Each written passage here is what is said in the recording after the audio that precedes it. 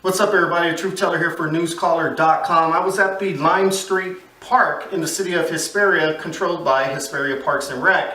And luckily I had my gear with me because I saw something that was a little troubling. Watch this video. Let me know what you think. What's up, everybody? Truth Teller here for newscaller.com. At the Lime Street Parks and Rec facility at the basketball court.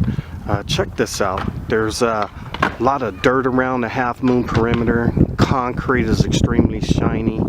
You're gonna even see the basketball court, the rim is bent. So I'm gonna hit up the manager of Parks and Rec and also the board and see what's going on. As you can tell, I'm gonna pan over. When do you think was the last time they actually came out and looked and walked their facility? It's absolutely unacceptable. So once again, remember, just remember, it doesn't matter if you drink tea on the left or coffee on the right, just don't drink the Kool-Aid. And is this poor management, the board's fault, or an oversight? I'm out. Peace.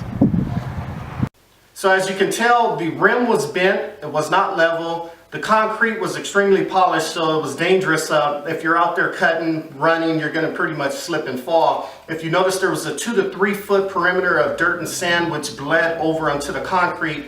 That was also a safety issue. So it was quite interesting. I was so irritated and disappointed in the facilities. I actually went to the general manager's office, Mr. Lindsay Woods. Mr. Lindsay Woods has been in his current position for 3 years, but been with the district for 23 years. So he definitely knows what he's talking about. He has the experience. He was gracious enough to allow me to interview him, ask him a few questions, and this is what he had to say. I asked him, hey, how long has the rim been in its current state? And he advised me he has not walked the perimeter of the facility for approximately 2 weeks, but he did state there's somebody on staff that actually, that's their job. And they do a weekly visual inspection of all properties. And I said, okay, well, that's cool. Well, when was the last time, well, have you seen basically a work order in regards to the rim? And he stated no.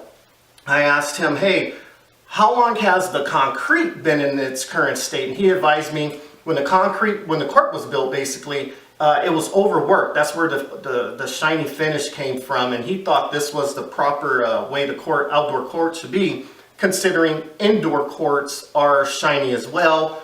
And I had to pretty much basically explain to him the principles of indoor courts, outdoor courts, and as to why you want more of a rough surface on the outside courts, because they're exposed to the elements, and if there's a dirt film on top of the concrete outdoors, you're going to slip and fall.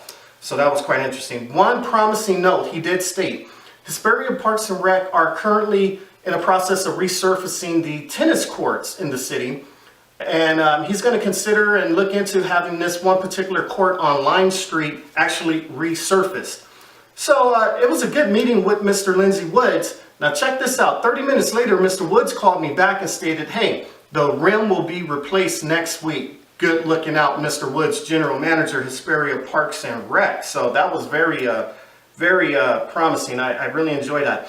Far too often we criticize and go after elected servants or public safety people, etc., who are in the position of authority within city, and we report the bad. We got to give them an attaboy when they are doing good, so good looking out. So it's my first interactions with the general manager, so they were definitely solid. Now, just a little side note, just for trivia here. Hesperia Parks and Rec currently has 14 facilities. They have 2 additional facilities that were built by housing developers, one off of Cottonwood and one near Topaz on the west side of town.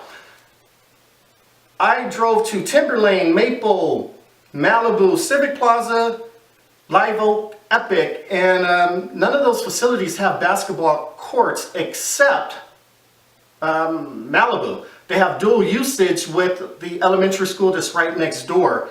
So that was kind of interesting. I asked Mr. Woods, why aren't there more courts at these outside facilities? They're parks, right? He stated 5 years ago there was a community meeting, outreach program. There was no appetite for basketball courts. Well, within the last 5 years, demographics have switched in Hesperia. They're trending towards more minorities coming up here, and I think they're going to have to reconsider putting more basketball courts in. I know you guys are going to think that's a little racist, but it is what it is. You know, I'm the truth teller. I tell it like it is, so you can deal with it. I'd rather have these kids at parks playing ball versus on the street wilding out. So it is what it is. And I think that's about it. So just remember, it doesn't matter if you drink tea on the left or coffee on the right, just don't drink the Kool-Aid. But one thing, check this out, one thing, you do not have to be elected to get something done in the city, right? Just stay active. I'm out. Peace.